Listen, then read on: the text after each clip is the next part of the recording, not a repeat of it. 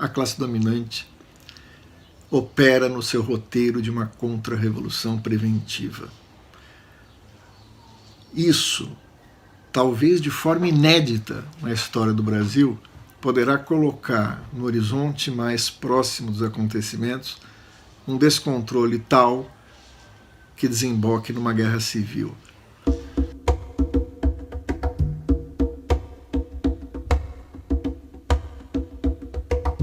Bem-vindos a mais um Café Bolchevique. Ao que parece, o golpe já foi dado.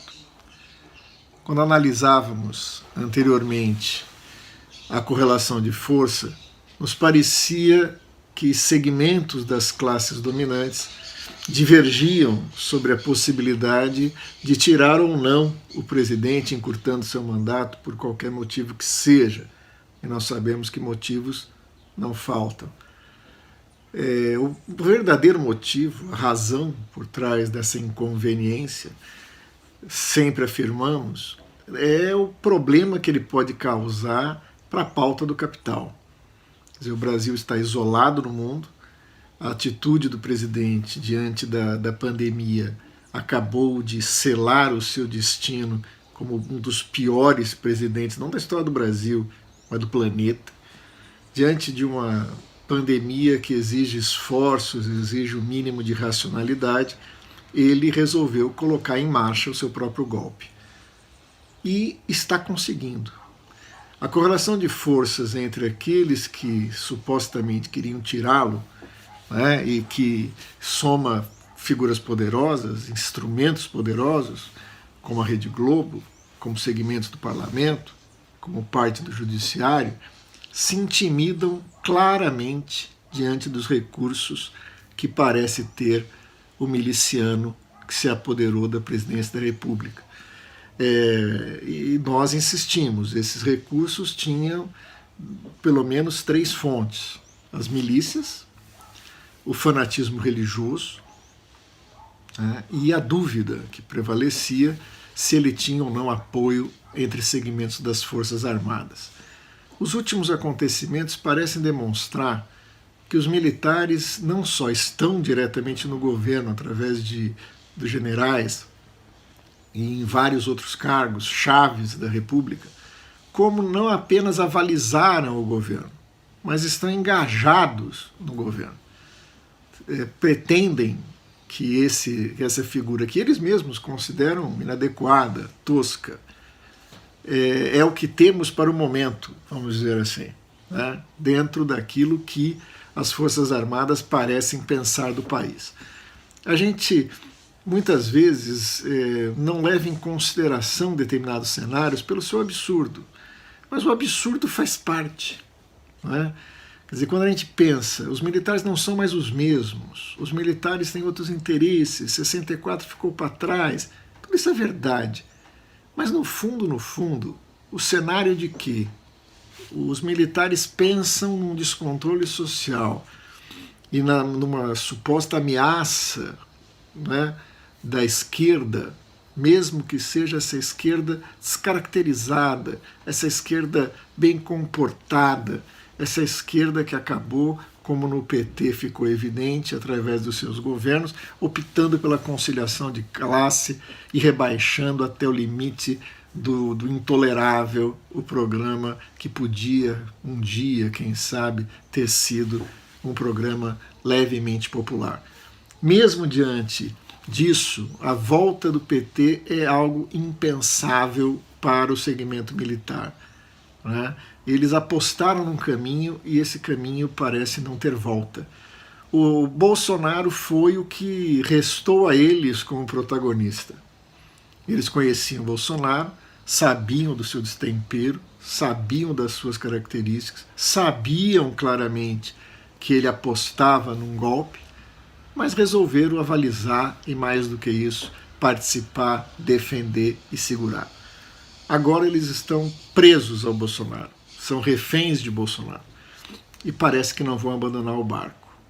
Isso quer dizer que os segmentos civis que querem tirar o governo estão numa situação muito parecida a certos segmentos da burguesia da mítica sociedade civil brasileira, que logo após o golpe de 64 cai em si e diz, pô, mas não era bem isso que nós queríamos, não é? Maquiavel sempre alertou para aqueles que operam no campo da política que quando você tenta usar alguém a seu favor, ele sempre tem a possibilidade de estar tentando usá-lo também a favor dos seus próprios interesses. Então, se esses segmentos da burguesia acreditaram que podia usar as Forças Armadas e dispensá-las na hora que eles precisassem, parece que agora estão sendo avisados de que elas têm planos próprios e que podem implementá-los, mesmo à custa de uma catástrofe.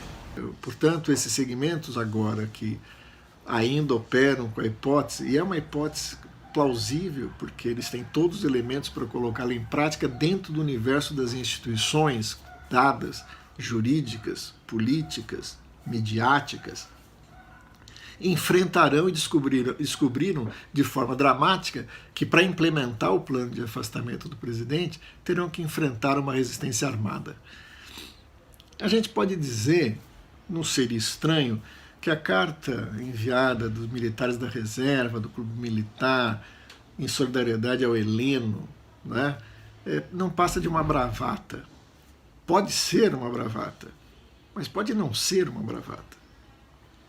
Eles estão dizendo que se tentar retirar Bolsonaro, certo? Pelos caminhos que estão colocados, uma cassação da chapa pelo TSE, uma aceitação de uma queixa-crime no Supremo Tribunal Federal, o encaminhamento de impeachment do Congresso Nacional, eles irão resistir. Nós imaginávamos que ele poderia resistir com o aparato das polícias militares, que parecem ser fiel a eles, em parte, com segmentos da sociedade ligada à mais obscura criminalidade, como é o caso das milícias, e o fanatismo de seguidores, né, que estão demonstrando uma irracionalidade já há bastante tempo, capaz de partir para ações mais ofensivas, né? Por isso a insistência do presidente na ideia do armamento. É evidente que não é um armamento das massas, né? Parece que os atos de defesa do Bolsonaro são cada vez mais minguados, mas ele abre a possibilidade de armar os seus grupos paramilitares, sejam eles de base do fundamentalismo religioso, sejam da base das milícias, seja dos grupos de extrema direita. Mas parece que é mais do que isso, que ele realmente tem um segmento das Forças Armadas que não aceitariam a retirada do presidente e partiriam para a ofensiva. Portanto, aqueles que querem retirar o presidente têm que aceitar o fato de que isso desencadeia, como os militares afirmaram, e o Heleno, ministro, parece ter indicado na sua nota de desobediência às ordens do Supremo Tribunal Federal, uma guerra civil. O cenário, por mais dramático que possa parecer, é esse. A ordem burguesa, que havia no Brasil se orgulhado de dar canetaços, de afastar o presidente por casuísmos jurídicos e ficar por isso mesmo, de fazer processos eleitorais absolutamente fraudulentos e, diante das denúncias, jogar para debaixo do tapete, retirar um presidente ou mantê-lo, diante das denúncias escabrosas que se apresentaram, tão nítida e consistente quanto o presidente Temer. Presidente não, quanto aquele usurpador do Temer, as instituições ficaram caladas. E agora elas querem fazer de conta que são verdadeiras, que existe uma Constituição, que a ordem jurídica precisa ser respeitada, que existem crimes tipificados, tanto no Código Penal quanto nos crimes de responsabilidades, que uma vez detectados indicam processos e consequências cabíveis, quando na verdade nada disso é eficaz, nada disso é de fato consistente para manter ou tirar o presidente. O que vai definir, como em todo o processo histórico demonstrou em experiências passadas, é a força, as armas. A esquerda está fora do páreo, abdicou de ser uma força que acreditava no caminho das armas há bastante tempo. há bastante tempo, né, no ensaio da resistência armada contra a ditadura, nem lá isso foi de fato eficaz, assim, de maneira coerentemente implementada até as últimas consequências. A esquerda brasileira, de bastante tempo para cá, optou pelo caminho pacífico, né, acreditando que isso eliminaria a possibilidade do seu adversário de classe utilizar esse caminho. E agora a história, assim, madrastamente caminha para nos comprovar que no momento de uma crise, no momento em que uma situação revolucionária se apresenta, ainda que as condições objetivas não estejam dadas, ainda que a possibilidade real de qualquer mudança revolucionária esteja muito, muito distante do horizonte dos fatos imediatos, a classe dominante opera no seu roteiro de uma contra-revolução preventiva. Isso, talvez de forma inédita na história do Brasil, poderá colocar no horizonte mais próximo dos acontecimentos um descontrole tal que desemboque numa guerra civil. Eu acredito que eles estão preparados e planejaram essa guerra civil. As forças que se opõem a ela, mesmo no campo burguês, estão se mostrando absolutamente impotentes. É disso que o Maia tem medo.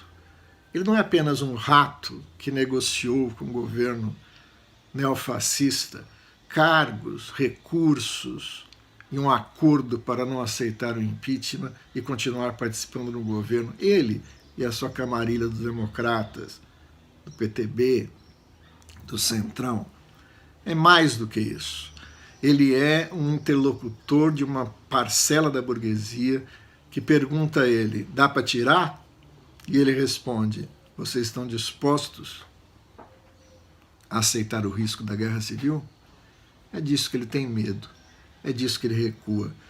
Não só ele, mas o Supremo Tribunal Federal, a Procuradoria-Geral da República, a Ordem Instituída, o Senado, todos temem, porque sabe que se os militares, como o que parece, fecharam com Bolsonaro, tirá-lo é só numa guerra civil e não numa manobrazinha jurídica que eles estavam tão acostumados a fazer. A conjuntura vai pegar fogo. Um café de uma hora dessa pode não resolver nada, mas nos ajuda a ficar acordados. Um abraço. Coragem. Eu sou Mauro Iazzi e esse é o nosso Café Bolchevique. Todos os meses nós vamos pegar certos conceitos, categorias-chave da teoria marxista e pensar sobre eles à luz dos acontecimentos do Brasil, do mundo, na nossa conjuntura atual. Se inscreva no canal e venha tomar esse café com a gente. É um café encorpado, forte. Quem sabe você acorda. A gente se vê por aí.